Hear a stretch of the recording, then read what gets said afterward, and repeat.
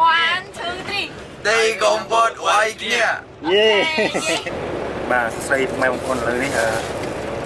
យើងកំពុងតែធ្វើដំណើរពីភ្នំពេញបាទទៅ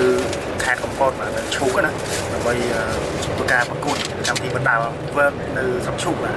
ខេត្តកំពតអញ្ចឹងបងប្អូនហ្វុកលេចតាមដានទស្សនាកម្មវិធីបណ្ដានៅឈូកទាំងអស់គ្នាយុគនេះបាទឥឡូវខ្ញុំនាំកីឡាករអន្តរជាតិចេញដំណើរទៅហើយ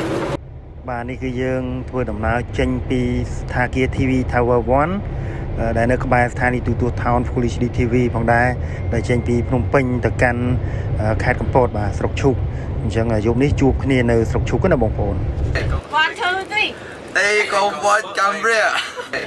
One, two, three. đây còn một cam rìa No, no, no. again វាយគ្នា វាយគ្នាទៅកំពតវាយគ្នា vài kia Yeah. One, two, three. đây còn một vài kia យេគឺវើកប្រាគុណខ្មែរយន់8ទិសនៅទីតាំងស្រុកឈូកណា